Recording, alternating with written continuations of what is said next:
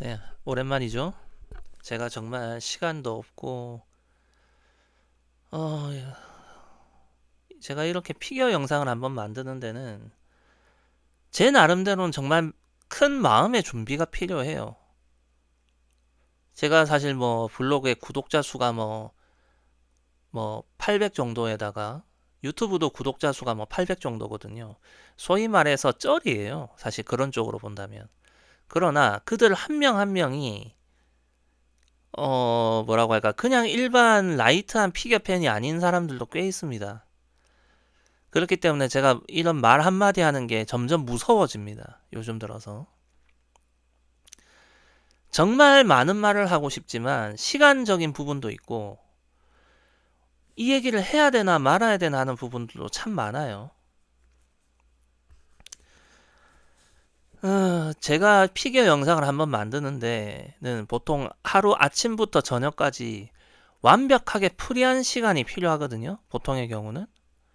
영상을 만들고 제녹하는 경우도 있어요. 굉장히 엉성하게 보이는 영상이지만 제 나름대로는 이걸 어떻게 설명해야지 좀 더 이해가 쉬울까 하는 그런 고민을 하면서 하는 거거든요. 최근에는 그럴 만한 시간이 안 났고 한 번에 대여섯 가지의 일을 이제 처리하느라 정신이 없었어요. 그리고 이번에도 사실 지금 뭐 시간이 많이 남아서 하는 건 아니고요. 오늘 원래 예정되어 있던 스케줄이 취소가 됐어요. 그래서 지금 영상을 하나 만들게 할 건데 하나의 정해진 뭔가 그럴싸한 제목을 달아서 영상을 만들 만한 내용을 얘기할 게 아닙니다. 그냥 지나가듯이 제가 가지고 있던 생각들을 한번 끄집어 내볼 거거든요. 그래서 그냥 잡담이라고 제가 이름을 썼어요. 이름을 썼고 오늘 할 얘기는 대충 이런 겁니다. 점프별 회전 속도에 관련된 일반적인 양상 살짝 얘기하고 그러면서 회전 축과 회전 속도의 관계에 대해서 조금 얘기하다가 그러면서 김채연 얘기도 좀 할 거고 김예은아 얘기도 조금 나올 거고 그 다음 러시아 애들 얘기 좀 나올 거고 그 다음에 장아린에 대해서 문제 제기를 좀 해볼 거예요. 거기에 더불어 김지우 얘기도 살짝 해볼 생각입니다. 오늘 영상은 컷 편집을 안 할 거예요. 짜증나요. 귀찮아요. 제가 피곤해요. 영상 찾아서 일일이 틀어드리지 않을 거니까 깊이 볼 사람만 보고 이해가 안 되면 여러분들이 직접 영상을 찾아보세요. 선수 영상은. 제가 좀 많이 피곤해요. 자, 보통 회전 속도를 본다면요. 쿼드를 뛰는 선수와 뛰지 않는 선수로 나뉠 수 있는데 트리플 러츠까지만 뛰는 선수라고 전제를 하겠습니다. 그러면 보통 2악셀, 3토르, 3살코가 왼쪽 다리 점프죠. 이게 왼쪽 다리 점프예요. 자, 그러면 3룹, 3플립, 3러츠가 오른쪽 다리 점프입니다. 자, 이렇게 봤을 때 일반적으로 여기서 회전 속도가 가장 느린 점프는요. 요거예요. 특히나 아웃엣지가 제대로 만들어진 러츠일수록 회전 속도가 느리게 나옵니다. 일반적으로. 그러나 선수에 따라서는 이 플립과 러츠가 거의 비슷한 선수들이 있죠. 두 개 다 아웃이던 두 개 다 인이던 그런 경우라면은 이 두 개가 회전 속도가 비슷할 수 있고요. 그 다음에 플립과 러츠가 거의 룹에 수렴하는 룹과 구분이 안 갈 정도인 선수들의 경우는 이 세 개가 다 회전 속도가 비슷하기도 해요. 그러나 기본적으로 정석적으로 러츠와 플립이 구분이 잘 된다.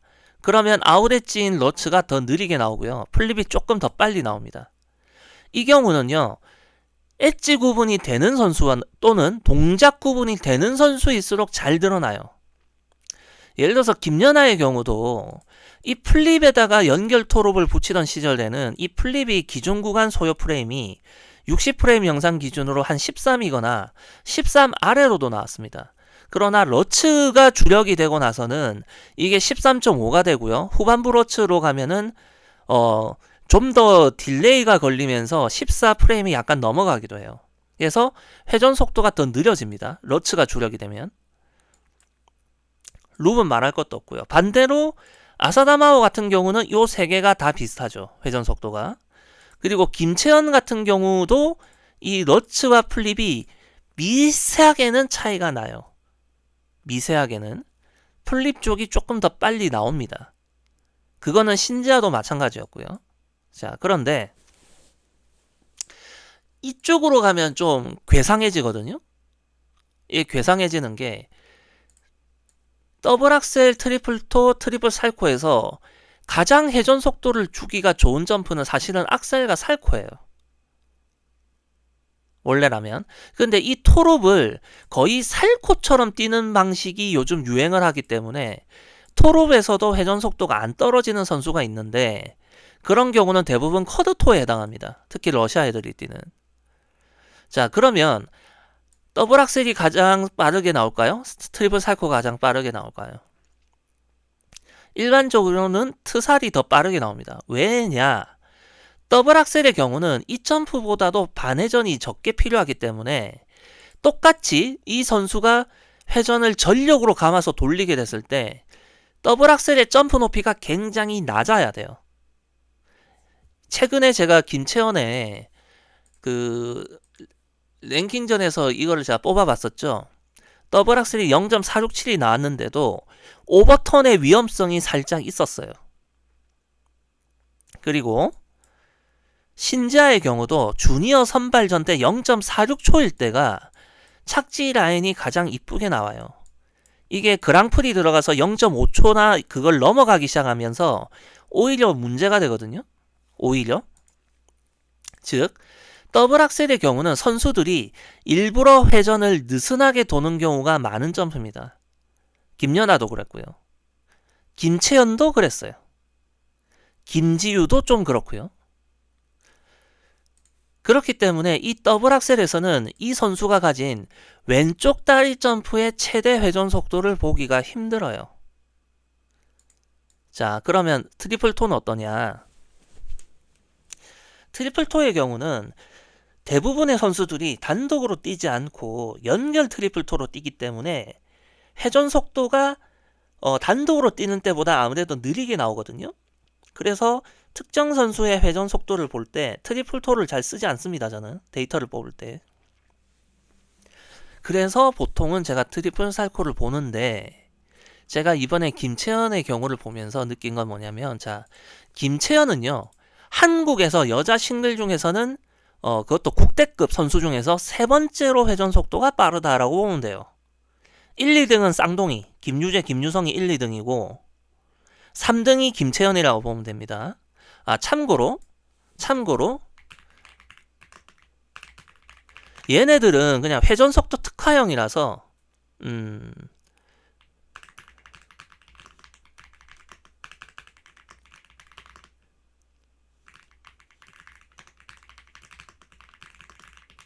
이렇습니다. 김유재, 김유성의 트리플 악셀보다 더 빠른 회전 속도를 보려면 말리닌의 스쿼드 악셀을 가지고 와야 돼요. 즉 김유재, 김유성의 트리플 악셀의 회전 속도는 비슷한 선수는 있어도 김유재, 김유성보다 더 빠른 경우는 말리닌의 쿼드 악셀 정도입니다. 그만큼 이건 남식, 여식 포함이에요. 얘네들 회전 속도는 특출난 거기 때문에 사실 얘네들을 빼고 나면 김채연이 가장 빠르다고 해도 무방합니다. 자, 그런 김채연이다 보니 트리플 살코도 이 측정치를 잘 살펴보면 잘 보세요. 김채연의 경우 러츠에서도 기준 구간이 13프레임 나오죠. 플립도 13이 나와요. 이런 선수는 보통 왼쪽 다리 점프가 더 유리하거든요. 이 점프보다는 이쪽 점프가 회전 속도에 더 유리해요. 그래서 이쪽 점프가 13 정도 나오면 이건 12까지 나올 수 있어요. 보통. 그런데 김채연의 경우는 더블 악셀이 오히려 더 느리죠. 룹은 13 마이너스. 그죠? 여기서 13. 즉 더블 악셀이 생각보다 회전 속도가 많이 안 나온다라는 거는 그건 그만큼 조절했다라고 봐야 됩니다. 그 다음에 트리플 토는 뭐 연결 트리플 토니까 제외하고, 트살 같은 경우가 이제 제가 주로 보는 그건데 김채연의 경우 확실히 트살이 12 플러스로 12를 살짝 넘는다라는 얘기죠. 그죠? 그런데 저는 이것도 조절했다고 봐요. 김채연은 12 플러스가 아니라 10이거나 12 마이너스가 가능해요. 트살에서 제대로 감아 돌린다면. 그럼 그걸 어디서 할 수 있느냐? 어디서 할 수 있느냐? 자, 잘 봐요. 더블 악셀이 생각보다 회전 속도가 느리게 나왔다라고 했죠. 그럼에도 불구하고 잠깐 그림판. 자, 요 방향으로 회전을 띄고 여기가 9시 방향이라고 했을 때 제가 스윗스팟은 8시하고 7시 사이에 날이 내려오는 거라고 했죠. 그죠? 근데 김채연의 경우 더블 악셀이 저 13.5프레임이 나와도 여기에서 논단 말이에요. 요 근방에서. 그러면 뭡니까? 스윗스팟을 넘어가잖아요, 지금. 그죠? 스윗스팟을 넘어가는 거니까 그 점프가 회전이 부족한 게 아니라 오히려 6시를 넘어가서 위험할 수 있잖아. 그죠? 자, 그 다음에 트살도 마찬가지예요. 트살도 7시, 6시 사이에서 놀거든요. 그러면 김채연의 이 트살이나 더블 악셀이 회전이 부족한 게 아니란 말이에요. 회전이 넘어갈 수도 있는, 오버턴이 나올 수도 있는 그런 상황인데 제가 왜 회전을 느슨하게 감았다라고 얘기하느냐가 바로 이런 부분이에요. 러츠와 플립에서는 김채연이 그렇게 여유를 가지면서 뛸 만한 점프가 아니거든요. 그러면 김채연의 경우, 자, 이렇게 선수가 이렇게 있다고 쳐요. 이렇게 있다고 치면 팔이 러츠 플립에서는 이런 식으로 삐져나간다면 더블 악셀하고 트살에서는 팔꿈치가 조금 더 나와요. 이렇게 조금 더 나온다는 얘기입니다. 그리고 다리도 좀 덜 모여요. 이런 수치적인 것과 팔꿈치가 얼마나 삐져나오는지 차이, 다리를 감고 타이트하게 도는 모습을 보면 김채연이 러츠 플립에 비해서 더블 악셀과 트살에서 나름대로는 회전 속도를 조금 조절하면서 뛴 겁니다. 이해되셨나? 제가 뭐 물리학적으로 뭐 가군동량이 어쩌고 저쩌고 에너지 보존 법칙이 어쩌고 할 필요 없어요. 그냥 이건 상식이에요.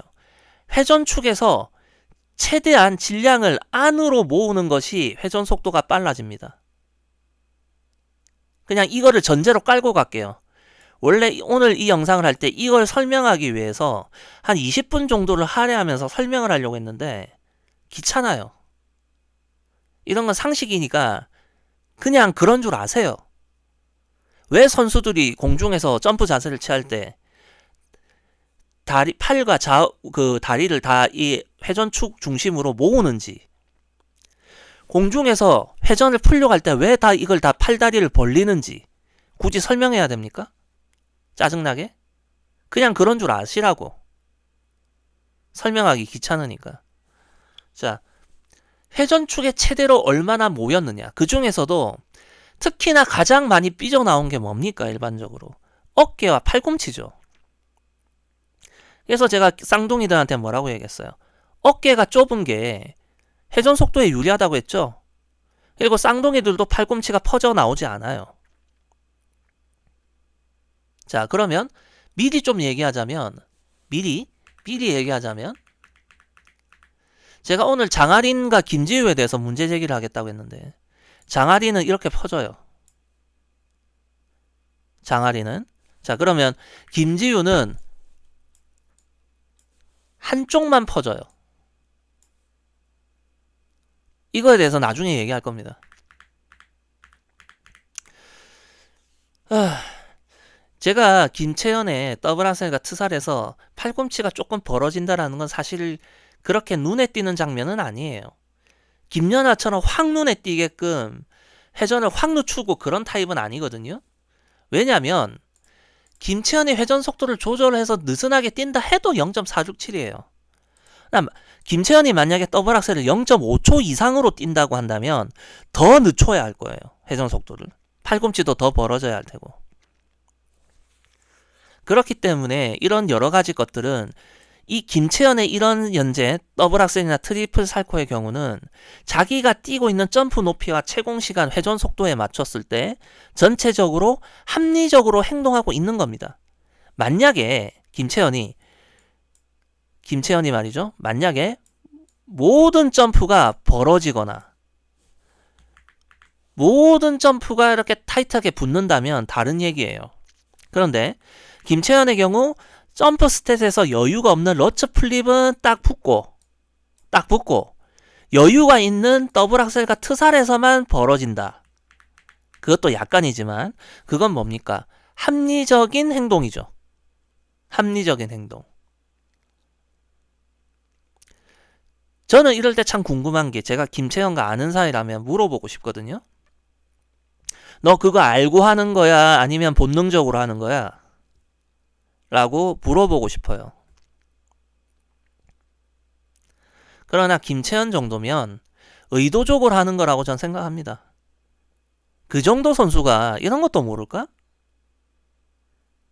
그죠? 자, 그럼 여기까지 얘기가 왔고, 자, 그 다음에 이제 김채연 얘기까지 했죠. 그럼 또 다른 얘기를 좀 할게요. 예. 도대체 오늘 지금 하고 있는 얘기가 무슨 상관이냐라고 생각하겠지만 한번 들어봐. 피겨에 정말 관심이 있다면. 자, 제가 김연아 후반부 러츠의 비밀이라는 영상을 한번 만들었었죠. 예. 그때 무슨 얘기했어요? 자, 김연아의 토픽이 힘이 이렇게 갈 때와 이렇게 갈 때 차이를 얘기했죠.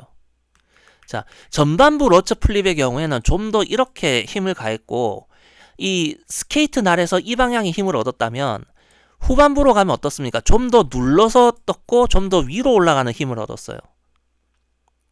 그죠? 자, 그러면 1번과 2번으로 나눴을 때 1번 쪽이 채공 시간이 좀 짧고 2번이 채공 시간이 길겠죠.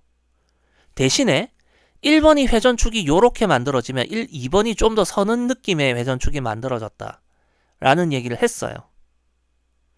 제가 김연아라는 이름을 적고 김연아 파리를 해서 그렇지 실상 하고 싶었던 얘기는 요 얘기예요. 단지 이런 영상을 만들 때 제목을 뭘로 만들어야 될지를 몰라가지고 김연아의 전반부 러츠 플립과 후반부 러츠를 비교하는 형식을 빌려서 영상을 만들긴 했지만 실상은 이 내용을 말하고 싶었던 거거든요. 자, 그리고 제가 그동안 무슨 얘기했죠? 김연아의 토픽 동작에 대해서, 그리고 신지아의 토픽 동작, 메드베데바의 토픽 동작에 대해서 제가 무슨 얘기를 했습니까? 도입 스피드가 빨라지고 강하게 뛰기 시작했을 때 회전축이 이렇게 넘어가는 것을 방지하는 능력이 김연아의 요 1번 형태일 때가 가장 좋아요. 그 이유를 설명하려는 거예요, 지금. 자, 제가 앞에 여기서 뭐라고 했죠? 회전축에서 멀리 나가면 뭐다? 느려진다. 회전 속도가. 가까이 모이면 회전 속도가 빨라진다죠. 이게 기본 전제입니다. 이건 기본적으로 뭐냐면 특정 질량이 가지는 운동 에너지가 같기 때문에, 이 회전축에서부터 멀리 나오게 되면 느려야 돼요. 같은 운동 에너지 값이 나오려면. 모이면 빨리 돌아야지 운동 에너지가 같거든요. 결국 그 얘기야, 결국에는. 자, 그러면 이 회전축 관련된 얘기를 조금 더 해봅시다. 자, 왜 김연아의 요런 토픽 동작이 회전축이 이렇게 넘어가는 것을 방지해 두느냐를 설명할게요. 자, 일반적으로 선수가 이렇게 점프를 띱니다. 그러면 여기서부터 도약을 해서 이런 식으로 움직이죠. 그죠? 이건 땅에 닿았을 때고. 그러면 요 정도 각만큼의 회전 운동이에요, 이것도. 엄밀히 보면. 이해됐어요? 자, 요런 형태가 발생하면 회전축이 여기가 되겠죠. 이해되셨어? 이 회전축에서부터 이 질량 중심이 멀리 있으면 있을수록 이것이 이렇게 움직여가는 속도가 느리겠죠. 자, 김연아 이 토픽 동작이 이렇게 힘을 가하기 때문에 스케이트 날에서부터도 이렇게 힘을 받게 되면 선수가 이런 식으로 좀 더 비거리가 나오는 형태가 되겠죠. 점프가. 비거리가 나오는 형태가 되기 때문에 이 원이 커진단 말이에요. 그래서 몸의 질량 중심으로 해서부터 회전축이 멀리 만들어지는 효과를 얻게 돼요. 어렵죠? 김연아 후반부 러시아의 비밀은 충분히 이해했다는 사람들도 있는데 이 영상은 좀 더 어려울 거예요. 자, 그러면 제가 신지아는 중간 형태라고 했지만 메드베데바의 경우에는 빠른 도입 스피드를 받기 힘들다고 얘기했죠. 회전축 문제 때문에. 그럼 왜 그러느냐? 메드베데바는 이렇게 차는 힘이 아니란 말이야. 빙판을 이쪽으로 차서 이런 힘을 얻는 형태가 아니라 나를 돌려서 뜨잖아요. 나를 많이 돌려서 뜨는 경우에는 이 빙판 스케이트 날에서 요 힘을 만들기가 힘들단 말이에요.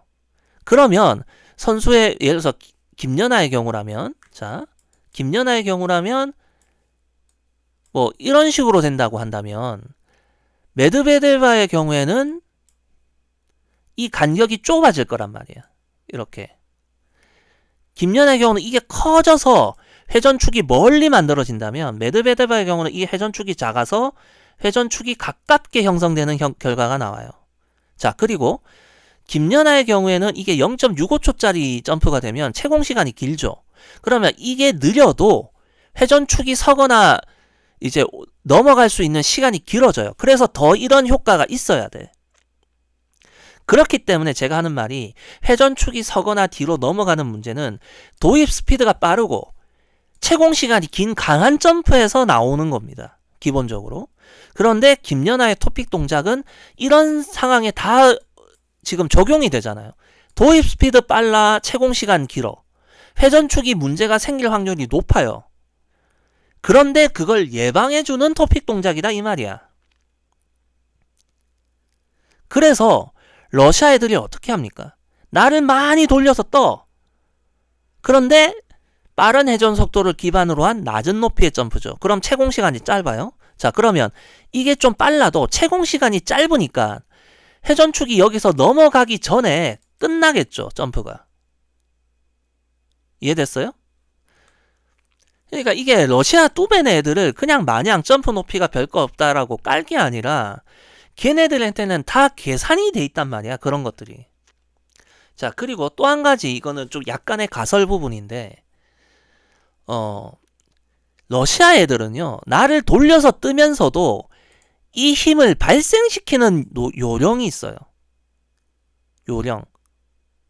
그래서 러시아 애들 잘 보면 떠서 거의 그러니까 뭐라고 할까? 이게 1회전 때고 2회전 때, 3회전 때가 거의 이 축의 변화 없이 넘어가는 그런 점프를 많이 봤을 거예요. 그건 나를 돌리면서도 이 힘을 만들어내는 요령. 우리나라 애들에게는 없는 요령이죠. 그리고 또 하나, 러시아 애들이 왜 양손 타노를 많이 합니까? 자, 러시아 애들 양손 타노 많이 하죠? 회전축에서 팔꿈치가 안 티나가네요? 양손 타노 하니까? 장아린 같은 경우보다 안 티나가네요? 양손 타노가 회전축에서 삐져나가지 않기 때문에 질량이 삐져나가는 형태가 아니기 때문에 양손 타노가 회전 속도에 페널티가 거의 없다고 보면 돼요. 그리고 반대로 질량의 일부분이 여기에 있던 게 요 위로 올라가죠. 질량의 일부가. 그죠? 그러면 몸의 질량 중심점이 조금 올라간다. 그죠? 일부. 그죠? 자, 그러면 다시 선수가 이렇게 돼서 요런 회전 운동의 회전축이 여기 있다고 쳐요. 이 힘을 강하게 만들어서 이거를 크게 만들면서 회전축을 멀리 보내는 방법도 있지만 양손 타노를 통해서 회전축이 여기 있던 게 여기로 만들 수도 있다는 겁니다. 양손 타노를 통해서. 즉 러시아 애들이 나를 많이 돌리면서 도약을 해요. 그렇게 해서 낮은 높이의 점프를 뛰죠. 그렇게 해서 채공시간이 짧은 상태에서 날착지에서 회전을 넣어요. 그러면 회전축에 문제가 있다 하더라도 이게 넘어가는 속도가 빠르다 하더라도 채공시간 자체가 짧으니까 서거나 뒤로 넘어가기 전에 끝내는 거예요. 그리고 양손 타노를 통해서 회전축이 이쪽으로 멀리 보내는 게 아니라 자기 몸의 회전축을 위로 보내면서 이것이 올라가는 속도를 약간 늦추는 거죠. 즉 이런 부분은 토픽 동작을 통해서 회전축이 뒤로 넘어가는 것을 예방하는 김연아나 뭐 이런 케이스보다는 효과가 극히 적지만 아예 없지는 않을 거다라는 겁니다. 즉 양손 탄호를 한다는 게 전 절대 페널티라고 생각 안 하거든요. 그런데 여러분들 생각해 보세요. 러시아 애들은 왜 그렇게 죽자고 양손 탄호를 하는지. 그게 아무 이유가 없을 것 같아? 걔네들 무시하면 안 됩니다. 세계에서 아이돌을 가장 잘 찍어내는 게 한국이라면 이렇게 편법과 꼼수를 잘 쓰는 러시아 피겨스케이터를 잘 만들어내는 게 러시아 또베네예요. 우습게 봐서 될 일이 아닙니다. 얘네들이 정말 어처구니 없이 그냥 약물빨로만 하는 거라면 그냥 단순히 채공시간 잘 나오는 것 정도로 끝나요. 점프를 뛰는 방식이라든지 추구하는 방향성이 합리적이기 때문에 점수로 연결시킬 수 있는 거예요. 자, 일단 여기까지 얘기가 맞고, 그러나 분명히 말합니다. 양손 탄호로 인해서 회전축이 뒤로 넘어가는 것을 방지하는 것은 김연아 같은 토픽 동작으로서 얻는 것보다는 효과가 극도로 적을 것이다 라는 거예요. 왜냐? 김연아의 토픽 동작으로 인해서 이 회전축을 여기 아래로 보내는 것이 훨씬 효과가 크기 때문입니다. 그리고 러시아 애들 경우 이 회전축이 넘어가는 문제가 있었던 애들, 셰르바코바, 발리에바, 그런 애들이 이 회전축 문제 잡으면서 다 올라갔어요. 셰르바코바는 2018년까지 이 문제를 못 잡다가 19년에 이 문제 잡으면서 그 해에 뭐 유럽 챔피언도 하고 뭐 월드 챔피언도 하고 했던 거예요. 발리에바도 이 회전축 넘어가는 문제가 해결이 안 되다가 베이징 동계올림픽 21년 그랑프리 들어와가지고 해결되면서 갑자기 뭐 피겨 천재니 역대 최고니 소리를 들었던 거거든요. 그리고 걔가 약물 드러나고 나서 올림픽 개인전에서 안 좋았던 것도 그때는 다시 이 회전축 문제가 나왔어요. 그만큼 러시아 애들이 쿼드를 뛰기 시작하면 이 회전축 문제에 예민해진단 말이에요. 그 회전축 문제를 잡은 애들이 이기는 겁니다. 메달을 받는 거고. 트로소바가 거기에서 가장 약했어요. 그리고 착지 능력도 가장 떨어졌고. 러시아 애들이 트리플만 뛰면 강한 점프가 아니기 때문에 문제가 안 되는 것도 얘네들이 쿼드 경쟁을 하게 되면 결국 김연아의 트리플러츠만큼 채공 시간을 내야 돼요. 또는 그 이상. 그러니까 회전축에 예민해지는 겁니다.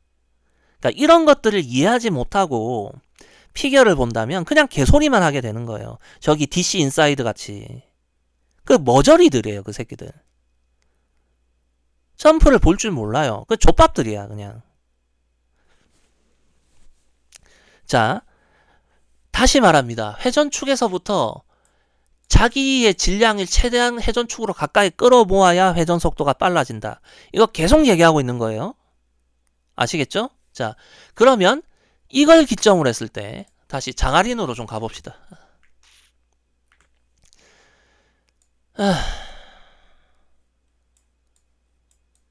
장아린의 점프는 거진 대부분 이렇게 벌어져요. 거진. 자, 그러면 이렇게 생각할 수 있습니다.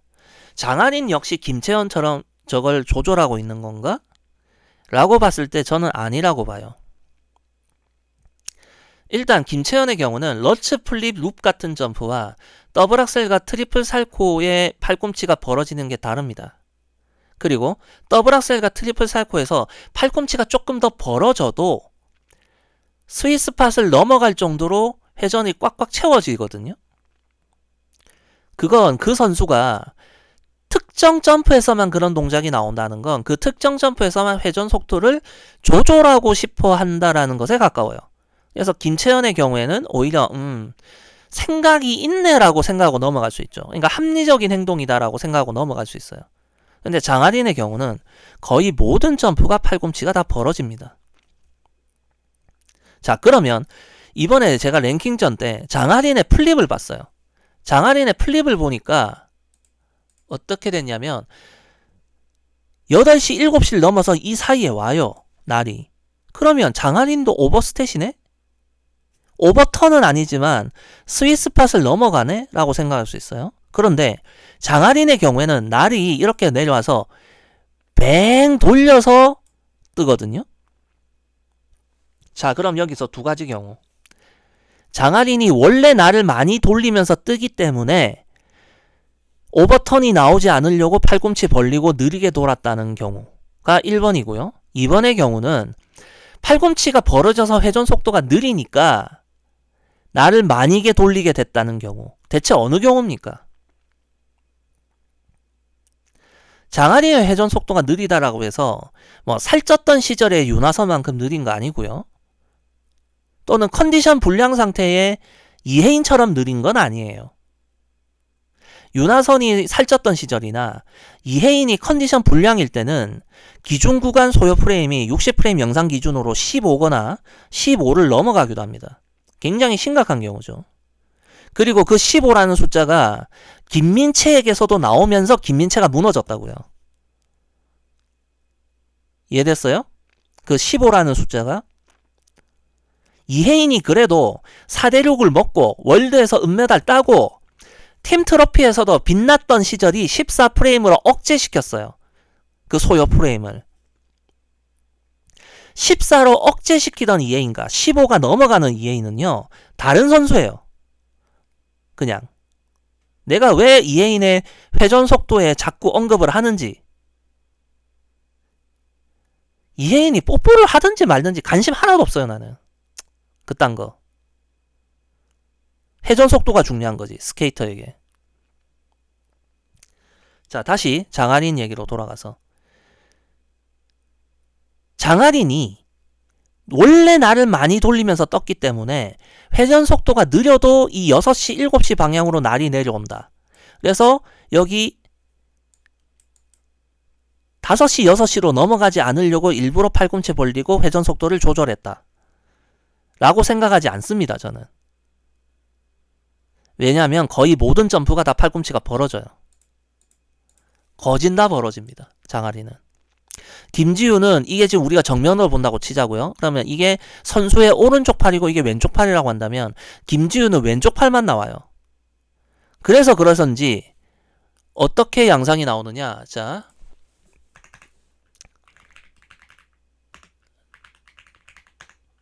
둘 다 이렇습니다. 채공시간 김지우가 더 길고요. 회전 속도도 김지우가 더 빨라요. 이제 김지우와 장아린의 부모들의 입장에서 기분이 좀 많이 씁쓸하겠지. 선수들도 그렇고. 그런데도 장아린은 주니어 그랑프리 나가고 못 나갔네요. 재미나게도. 누군가에게는 재미가 없겠지만 이 내용이. 일단 김지우 얘기는 조금 이따가 하고 다시 장아린으로 돌아와서 자, 정말 궁금한 게 장아린 스스로는 알고 있나요? 자기 팔꿈치가 벌어진다는 거? 자, 제가 아까 여기서 봤었죠? 김채연의 경우 러츠 플립에서 보통 13에 수렴하죠. 오른쪽 다리 점프의 이 기준 구간 소요 프레임이 13 근처에서 놀아요. 그죠? 13 근처에서 논단 말이야. 이렇게. 자, 그러면 김채연까지는 아니더라도 그러면 장아린의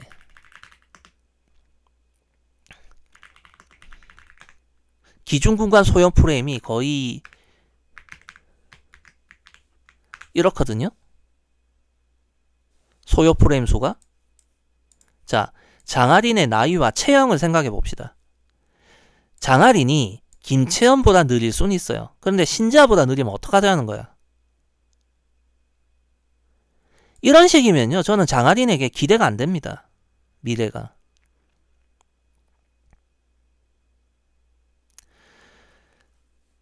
장아린이 나를 많이 돌리는 거 알겠어요.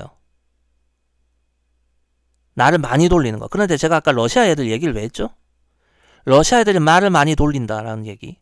나를 많이 돌리지만 걔네들은 채공시간이 짧죠. 회전 속도가 빠르니까. 짧은 채공 시간에 트리플을 띄어내니까 회전축이 넘어가는 것에 대한 어느 정도의 방지책이 있어요. 러시아 애들은 러시아 애들 나름대로. 그런데 한국 애들은 그게 없단 말이에요. 즉 장아리는 이 날을 많이 돌리면서 도입 스피드를 빠르게 하거나 강하게 높게 뛸 때 그걸 받아낼 수 있는 자세가 안 돼 있다는 얘기예요. 이 말이. 그래서 장아린의 점프를 볼 때 어떤 느낌이냐, 이게 있잖아요. 그죠? 요게 그냥 정말 장아린이 피지컬이 형편없어서 이런 건지가 의문이란 얘기야. 자, 김지우의 경우는 피지컬이 좋습니다. 김연아 이후로 제가 한국 선수들 여러가지 측정했을 때 김지우는 나쁘게 잡아도 탑5 안에 들어요. 한국 여신 중에 피지컬적으로 나이를 감안했을 때. 그러니까 나쁘게 잡아도 탑5고 좋게 보면 탑3 안에 들어가요. 그러니까 김지우보다는 떨어질 수 있다고 치자고요. 근데 장아린이 정말 이렇게 내가 부등호를 2개를 줄 만큼 차이가 있는 건지 의문인 게, 장아린의 점프를 뛰는 걸 보면 자기가 가진 힘을 온전하게 다 쓰지를 못하고 있어요. 힘을 쓸 줄 모르는 건지 힘을 쓸 필요가 없는 건지 아니면 힘을 쓰면 쓸수록 문제가 되는 건지가 의문스럽다는 거예요. 그리고 그런 부분에 있어서 제가 의심이 드는 게 바로 나를 이렇게 많이 돌리면서 뜨지만 회전축 문제가 생기는 것에 대한 방지책이 거의 안 보이고요. 그리고 이 문제를 해결하려면 기본적으로 회전 속도가 지금보단 빨라져야지 그 해결책이 보이기 시작하는데 팔꿈치가 벌어진다는 겁니다. 여기에 대해서 장아린 스스로나 코치나 부모들은 어떻게 생각하는지 모르겠어요. 그래서 제가 장아린에게 가장 먼저 얘기하고 싶은 건 팔꿈치가 벌어지는 것에 대해서 인지하고 있는지, 그로 인해서 회전 속도에서 마이너스가 될 수 있다는 걸 알고 있는지가 의문이에요. 물론 자세를 제대로 모은다고 해서 얼마나 빨라질지는 저도 의문입니다. 그건 저도 의문이에요. 그러나 김채연의 경우를 보더라도 분명히 차이가 있거든요. 그리고 또 하나는 이제 회전 속도라는 게 온전하게 공중 자세만으로 평가할 수는 없잖아요. 도약력, 점프를 뛰어 오를 때 얼마나 회전 운동에 힘이 배분이 되어 있느냐도 중요한데, 지금 그런 부분에 있어서도 사실 좀 고민해 봐야 될 부분이 있을 거예요. 장아린이. 그래서 저는 장아린에게 하고 싶은 말, 회전 속도에 대해서 신경을 쓰지 않고 고민을 하지 않는다면 발전에 한계가 있을 겁니다. 저는 코치가 아니기 때문에 솔루션을 얘기할 수는 없어요. 단지 분석을 한 다음에 이게 문제가 될 가능성이 있음을 제기하는 거죠. 이렇게. 자, 그러면 이번 김지우 얘기로 잠깐만 넘어가 볼게요. 자, 김지우의 경우는 제가 얘기했죠. 오른쪽 팔은 붙는데 왼쪽 팔이 벌어져요. 왼쪽 팔꿈치가 벌어지거든요. 그래서인지 김지우의 경우는 장아린보다는 회전 속도가 빨라요. 분명히. 자, 그런데 이 팔꿈치마저 붙여서 회전 속도 더 빠르게 돌 수 있다고 얘기하기가 애매합니다. 왜냐고요? 김지우의 경우는, 아니 사실 장아린도 마찬가지예요. 제가 그냥 무작정 붙여서 회전 속도 더 빠르게 해라고 말을 안 하잖아요. 지금 고민해 보라고 하죠. 왜? 이걸 붙여서 회전 속도가 빨라지게 되면 도약 방식을 바꿔야 될 수도 있거든요. 장아린의 경우. 그러니까 이게 전체 구도가 틀어지는 문제예요. 장아린의 경우 팔꿈치가 벌어진 채로 뛰어왔고 그로 인해서 회전 속도가 좋지 않습니다. 나이와 체형 대비. 신지아보다 어려. 체형 변화가 지금 왔으면 얼마나 왔겠어요. 장아린이 체형 변화가 와봐야 얼마나 왔겠어. 그런데도 신지아보다도 느려. 0.65초까지 나왔어. 신지아의 현재 러츠 채공 시간은 김연아 전성기 시절까지 나오고 있어요. 그렇기 때문에 신지아가 2년 전에 비해서는 최근 들어서 점프 높이에 많이 치중하면서 회전 속도가 2년 전보다는 느려진 면이 있거든요. 그런데 그 느려진 신지아보다도 장아린이 느려요. 그럼 그게 문제가 아닐까? 이건 고민해봐야 되는 문제입니다. 그래서 문제 제기를 했는데 회전 속도를 잡는다고 하면 또다시 다른 부분에서 조정을 해야 될 거거든. 그래서 고민해보라고 하는 거지. 무작정 팔꿈치 붙이고 회전 속도 빠르게 하라는 얘기가 아니에요. 그리고 이 차원의 얘기를 김지유에게 할 때는 더 어려워요. 이 얘기가 하기가. 첫째, 김지유의 경우는 팔꿈치가 한쪽만 나오는데 괜찮아. 회전 속도가 생각보다. 러츠를 띄었어. 13프레임 근처 나와요. 13이 살짝 넘어. 그러면 김채연보다 느리지만 신지아보단 빠르거든? 지금 회전 속도가 2년 전에 비해서 신지아가 느려졌기 때문에 왜 점프 높이가 많이 올라가면서, 그러니까 회전 속도가 느려져서 올라간 게 아니라 신지아는 올라가면서 느려진 거예요. 살짝. 이거를 점프를 측정하는 나는 안단 말이야. 최근에 내가 영상을 못 만들고 있으니까 신지아 최근에 이번 시즌 들어서 조금 삐끗하니까 신지아 체령 타령하는 글들이 꽤 많이 달렸습니다. 한 번만 더 달리면 무조건 차단할 거예요. 아무리 그동안 내 구독자고 나한테 내 영상과 글에 좋아요 이런 거 박아준 사람이라 할지라도 신지아 체령 타령한다는 건 정말 내 영상을 제대로 안 본 겁니다. 그냥 안 봤으면 좋겠어요. 내 영상을. 진짜 상황 파악이 안 되는 거야. 그건. 신지아의 최근 문제는요, 체형 타령하고 체형과 전혀 무관한 문제예요.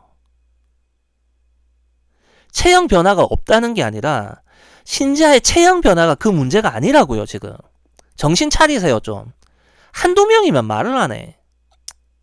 한 50명 정도 내 잘라버릴 각오하고 있습니다. 내 구독자들.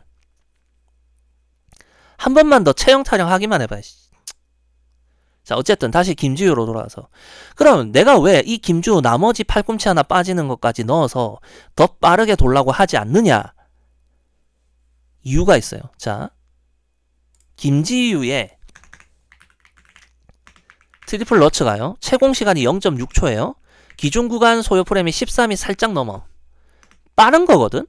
자, 그러면 김지유가 팔꿈치 하나가 벌어졌으니까 그 다음에 김지유 같은 경우가 그거잖아요. 개다리 토픽. 살짝 이렇게 나왔죠. 보통의 선수들은 요렇게 오는데 개다리 토픽을 하게 되면 회전각을 먹는데 불리하다고 했죠. 근데 김지유의 그 토픽을 잘 보면 개다리 토픽으로 왔지만 닿자마자 돌려요. 돌려서 그 다음에 빙판을 눌러서 뜨거든요.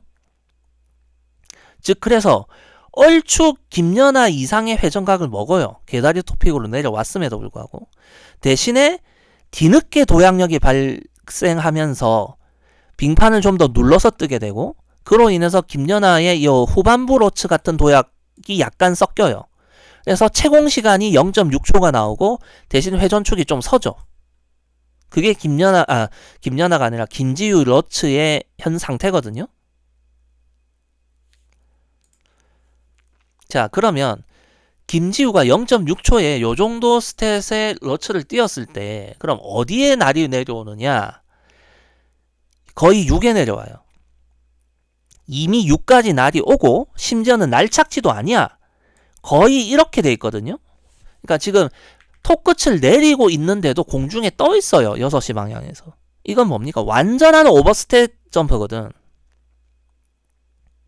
즉 팔꿈치가 하나가 벌어져서 스탯 회전 속도에 약간 마이너스가 있음에도 불구하고 8시, 9시가 아니라 6시에서 놀 정도로 회전을 꽉 채우고 있단 말이야. 내려올 때. 그러면 이걸 단순하게 팔꿈치 더 모아서 더 빠르게 돌면 5시, 6시로 갈 거예요. 김지우의 현재 러츠가. 그래서 지금 김지우의 경우에는 완벽한 토착지를 하면서도 6시로 가고 공중에 떠 있어. 그것도. 그러니까 지금보다 더 회전 속도를 빠르게 한다는 것이 오히려 점프의 밸런스를 무너뜨릴 수 있어요. 오히려. 그래서 제가 오버스탯이라고 하는 거예요. 자, 그러면 저 같은 사람의 입장에서는요, 내가 만약에 김지우의 부모였다. 처음부터 이렇게 안 가게 했을 거예요. 이 러츠를 좀 더 효율적인 형태로 바꿨겠죠. 한 0.56에서 58초 정도의 채공 시간에 이렇게 토착지를 하고도 떠있고 6시까지 가는 게 아니라 스윗스팟 정도에 떨어지게끔 한다면 사실 김지우가 충분히 무릎을 잘 굽혀서 착지할 수 있는 타입의 선수거든요. 그러면 그 정도에서 어느 정도 체력도 어느 정도 안배하면서 밸런스를 맞출 수 있는 타입이라고 보는데, 문제가 뭐냐면 그렇게 러츠에서 체력 소모를 좀 줄인다고 해서 얻는 게 없다는 거예요, 현재. 자, 신지아나 김채연은 오른쪽 다리 점프가 5번입니다. 러츠 2번, 플립 2번, 룹 1번. 그러니까 신지아가 쇼트에서 러츠가 0.65초가 나와도, 김연아 전성기 시절의 러츠 채공 시간이 나와도 쇼트에서 나오는 거지 프리에서 나오는 게 아니에요. 프리에서는 신지아가 0.61초를 잘 안 넘긴단 말이에요. 오른쪽 다리 점프를 5번 뛰어야 되기 때문에 체력 조절을 하거든, 나름. 쇼트 때만큼 막 딥다 뛰지 않아요. 그건 당연히 현명한 일인 거고. 자, 그런데 김지우의 경우는 현재 살코도 안 좋고 룹도 안 좋아요. 플립도 안 좋아. 플립은 엣지가 그냥 롱 엣지니까 2번을 못 넣죠. 그러면 룹이라도 좋으면 플립을 대체하기엔 괜찮거든요. 기초점 차이도 별로 안 나고, 룹을 잘 뛰면 가산점도 1점 이상 받는 게 가능하니까 괜찮은데 룹도 안 좋아요. 그러니까 오른쪽 다리 점프가 4번이야. 즉 플립과 룹이 안 좋으니 러츠를 효율적으로 만드는 것이 의미가 없어요, 현재 김지우가. 그냥 임팩트가 약해져 버린, 평범해져 버리는 러츠가 되겠죠, 그러면. 이해됐어요?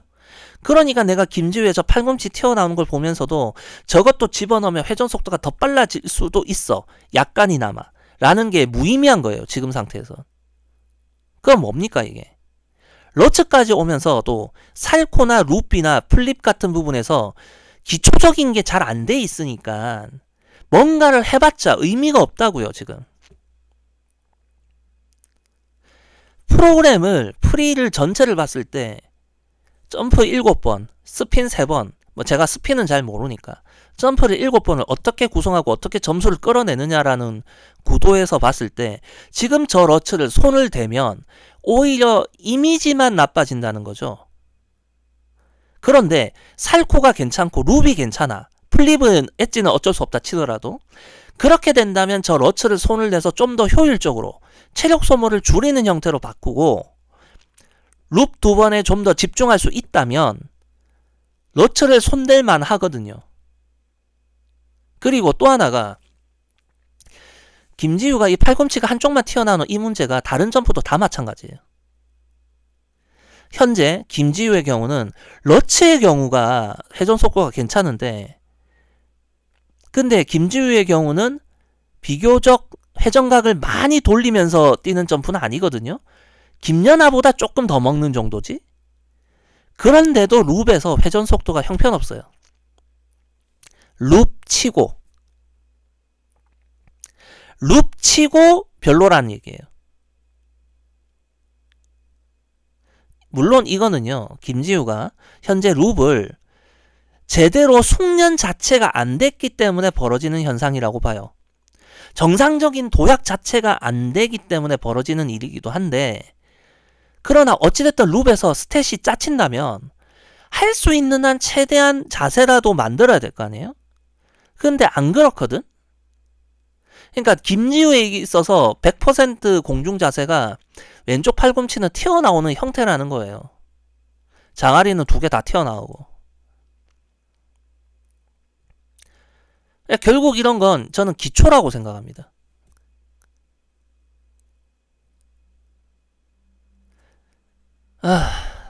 자, 그럼 여러분들이 이렇게 생각할 수도 있어요. 김지우가 살코나 룹이 안 좋은 건 그냥 그 선수가 센스가 없거나 재능이 없는 거 아니냐. 저는 그렇게 생각하지 않아요. 센스가 없거나 재능이 없는 선수라면 지금 정도의 러츠도 뛸 수 없어야 되고 악셀도 못 뛰어야 되고요. 착지도 그렇게 할 수 없어야 돼요. 그리고 이미 초등학교 때 살코나 룹이나 더블 악셀이나 토롭이나 형편없던 선수가 한국의 에이스 자리까지 간 선례가 있죠. 신지아라고.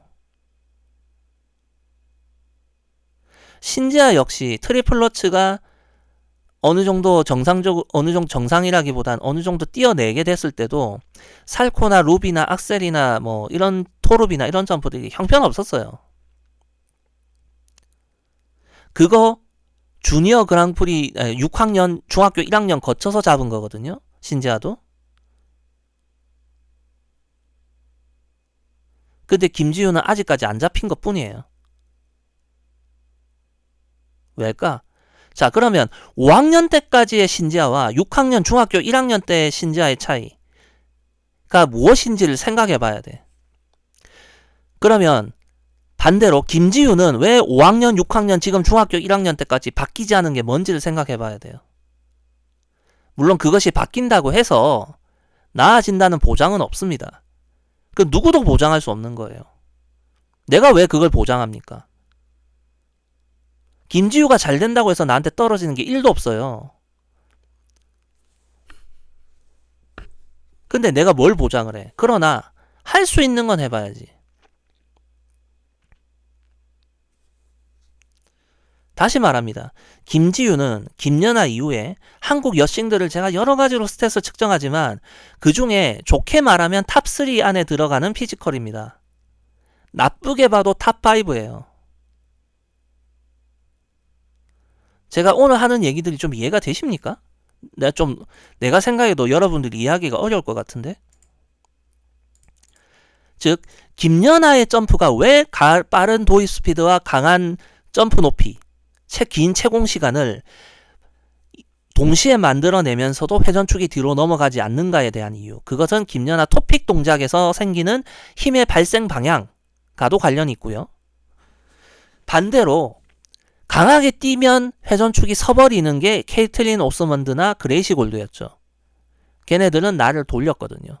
김연아 같은 토픽이 아니었어요. 그래서 일정 힘 이상을 주게 되면 걔네들은 회전축이 서는 형태가 나왔죠. 그리고 제가 네이든 첸의 예를 한번 들어볼까요? 제가 앞에 네이든 첸 얘기했나? 네. 김연아의 1번과 2번의 차이가 하나의 프리 프로그램에서 전반부와 후반부의 차이라고 얘기했죠. 네이든 첸의 경우는 1번이 17년이고요. 2번이 21년, 22년이에요.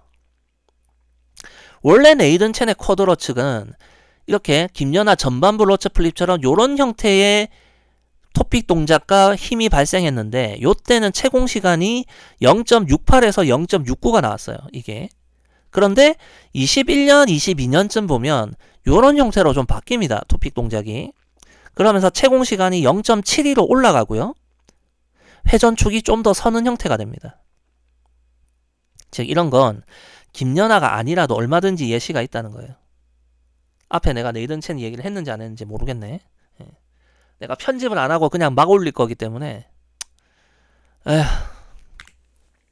제가 왜 이런 장아린이나 김지우에게 문제 제기를 하는지 이해가 되십니까? 한국 선수는 나를 돌린다는 거는 그냥 채공 시간이나 회전 속도가 짧아서 점프가 불안하니까 그럼 할 수 있는 게 나를 많이 돌리는 거거든요. 대표적인 케이스가 이혜인이죠. 이혜인도 회전 속도가 안 나오니까 나를 많이 돌릴 수밖에 없어요. 윤하선도 그렇고요. 윤하선이 살을 빼긴 했어도 여전히 초등학교 6학년, 중학교 1학년 때 회전 속도로는 못 돌아가요. 그러니까 윤하선도 나를 많이 돌릴 수밖에 없어요. 그러면 그렇게 될수록 거기다가 도입 스피드를 빠르게 하고 채공 시간이 올라가면 올라갈수록 걔네들은 회전축 문제를 겪을 수밖에 없습니다. 거기에 대한 대비책 장아린이나 윤하선에게서는 안 보여요. 그 대비책이. 뚜벤의 애들은 그 대비책을 나름 가지고 있는데 말이죠. 오늘 영상 여기까지 할게요.